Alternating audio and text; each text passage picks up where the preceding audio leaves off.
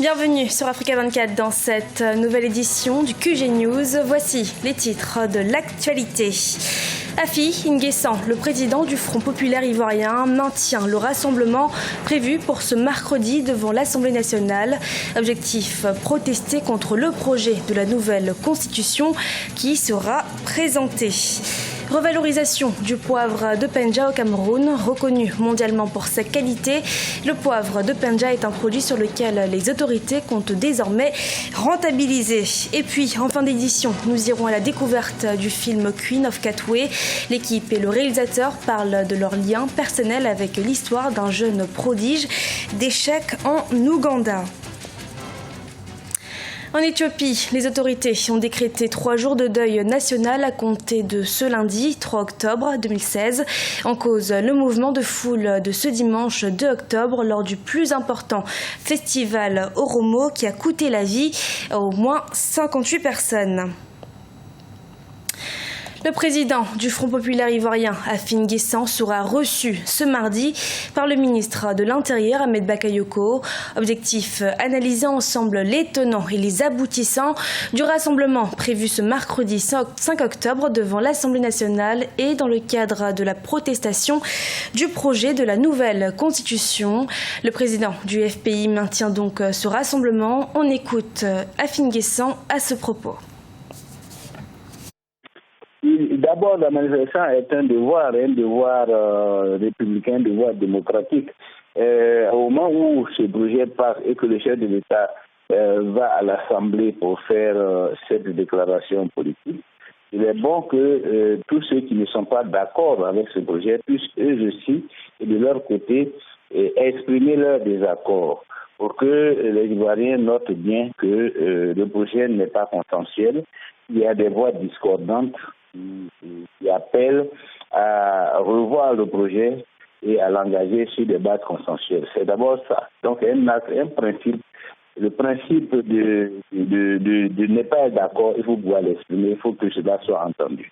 Bon, maintenant, nous espérons que si cela est exprimé, que le pouvoir public appartiendra au chef de l'État d'en tenir compte et de voir comment il peut reprendre les choses, puisque l'objectif de tous, c'est que nous puissions nous doter d'une constitution consensuelle, impartiale, impersonnelle, etc., etc.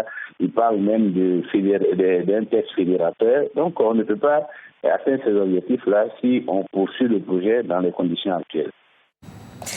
La production de poivre de Penja au Cameroun a atteint 300 tonnes au cours de l'année 2015. Reconnue en 2013 par une indication géographique protégée, cette variété de poivre contribue à la création de valeur ajoutée au Cameroun où plus de 3000 personnes travaillent dans ce secteur. C'est un sujet de Mokal Somba. Le poivre de Penja, considéré comme l'un des meilleurs poivres au monde, cultivé en grande partie au Cameroun depuis 1950, est très prisé sur le marché national et international. En 2015, le Cameroun a produit 300 tonnes de poivre Penja. 60% de cette production, soit les 180 tonnes, ont été consommées localement. Le reste, c'est-à-dire les 120 tonnes, ont été exportées. Cette progression de la production du poivre de Penja est consécutive à l'augmentation du nombre de producteurs camerounais. Dès qu'on a dit maintenant que ce sera protégé à indication géographique. Les gens disent mais l'indication géographique c'est quoi? Nous leur avons dit c'est produire plus et vendre mieux.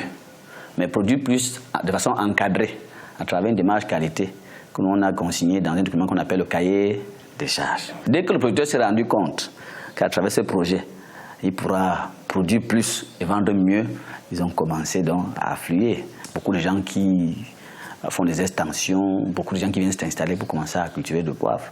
Voilà pourquoi il y a un boom.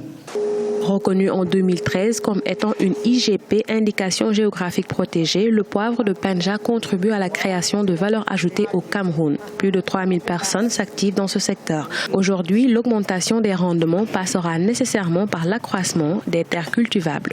Lorsqu'on s'occupe très bien d'une production agricole, on peut très facilement sortir la plupart de nos pays du sous-développement.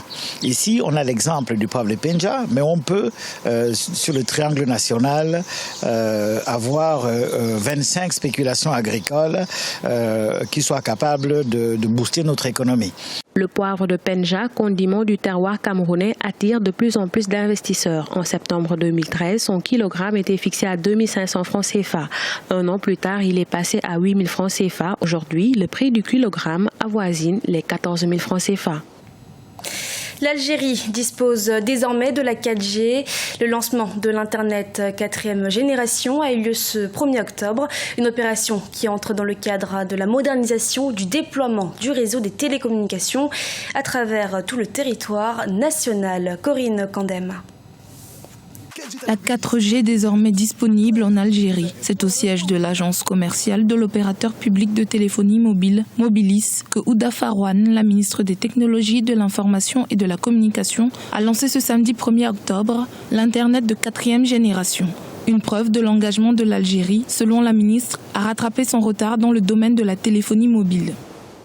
Le lancement de la 4G confirme l'engagement du gouvernement quant au lancement de ce service en date butoir avant 2016 et sa disposition d'aller vers l'adoption d'un nouveau programme économique axé sur le développement des technologies de l'information et de la communication dans notre pays. Cette future économie doit être fondée sur les nouvelles technologies de l'information et les ressources humaines. En effet, le principal enjeu de ce lancement est économique. La 4G a vocation, selon les autorités, à permettre aux entreprises et au grand public d'avoir un débit plus rapide et donc un accès plus facile à l'information. Cela améliorera notamment l'activité et le rendement des entreprises.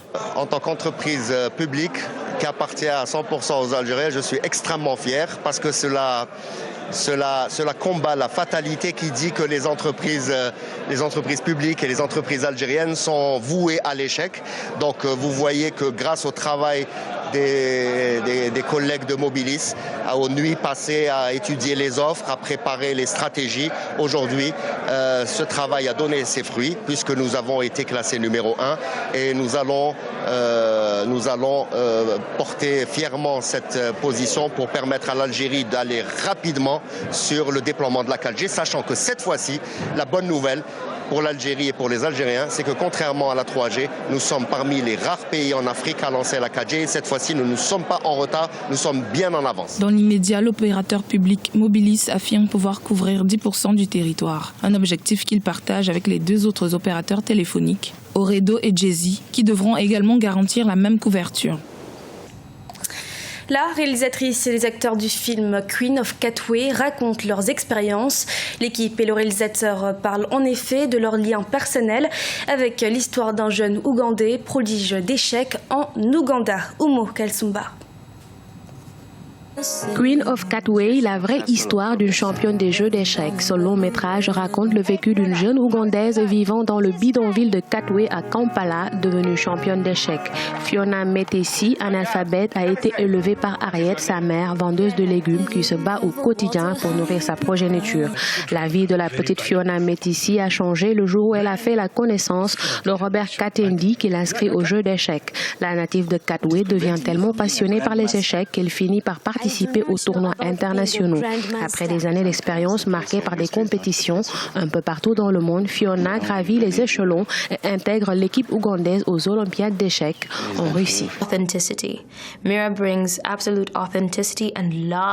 Je connais le réalisateur du film depuis de nombreuses années et c'est un grand honneur pour moi de jouer le rôle de cette Ougandaise issue d'un milieu défavorisé mais qui a su se battre. Ce film autobiographique doit redonner espoir à toute la jeunesse africaine, car il aborde une problématique réelle et démontre que la réussite est au bout de l'effort. Sorti le 10 septembre 2016, le film Queen of Katwe a connu un succès fulgurant. David Oyelowo, l'acteur principal d'origine britannique, a vécu plus de 20 ans en Ouganda. Un aspect qui a apporté une touche particulière au film car il retrace également les liens forts qui existent entre l'actrice principale, le réalisateur et ce pays de l'Afrique de l'Est. J'ai acquis une grande expérience lors de mon long séjour en Ouganda. Le pays m'a marqué par sa diversité culturelle et par une jeunesse pétrie de talent, mais qui manque de soutien. C'était facile pour moi de réaliser ce film car des liens forts me lient avec la petite Fiona, son histoire et ce pays, l'Ouganda que j'aime tant. Aujourd'hui, la championne ougandaise des jeux d'échecs estime que ce film représente le début de son histoire. Elle envisage de poursuivre des études en droit afin de devenir une avocate qui plaidera à la cause des enfants défavorisés en Afrique. Ce journal a été réalisé par l'ensemble de la rédaction. Nous vous remercions de votre fidélité. Dans un instant, une nouvelle édition de l'actualité sur Africa 24.